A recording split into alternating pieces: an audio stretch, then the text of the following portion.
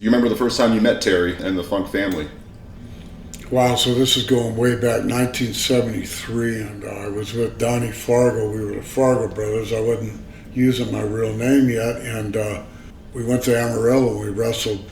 They were the promoters, or Old Man Funk, Dory Funk Sr. was a promoter. So we went in there and we wrestled Terry and Dory, and it was amazing. Ricky Romero, all that territory was Amarillo and Albuquerque and Lubbock and El Paso. So it was Abilene, went to Abilene.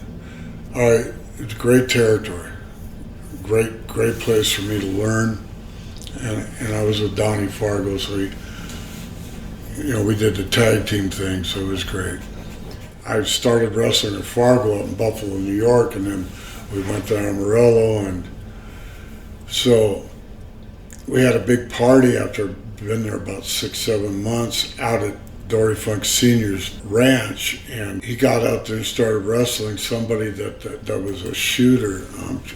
I wish I could remember this guy's name. They were grappling around on the ground and stuff, and I went home early that night, and 10, 11, the party kept going, and I guess he had a heart attack, senior, that night, and passed away from doing that grappling.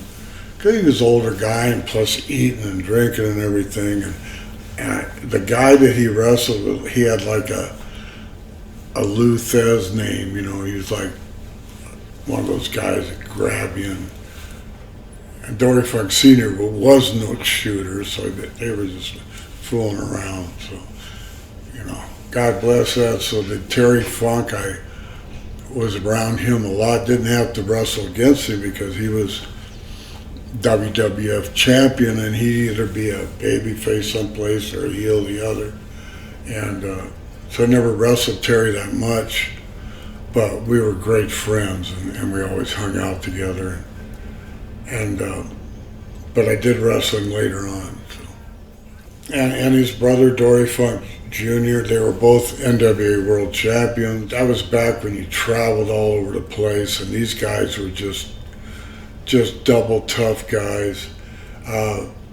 Dory was great, and Terry, and Terry was a little wilder and goofier, but he was still just an awesome athlete, awesome pro wrestler, and he made it in the WWF too, as well as the NWA, and he did more of a cowboy thing, I think, and when he was in New York, but he was still the same, and we got to know.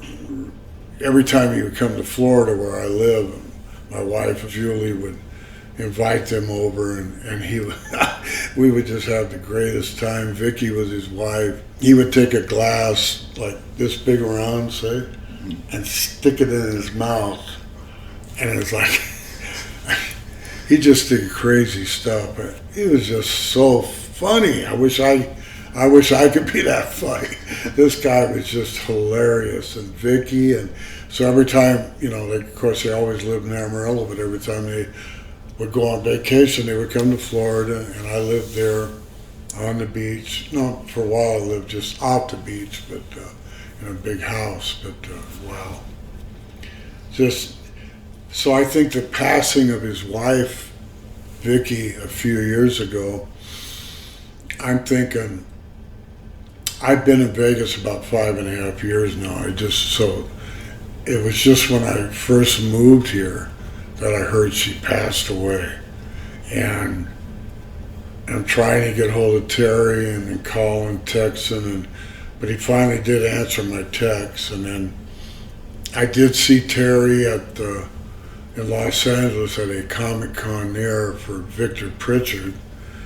Give me a little plug there, Victor Pritchard, at Comic-Con at the LAX Hilton Hotel.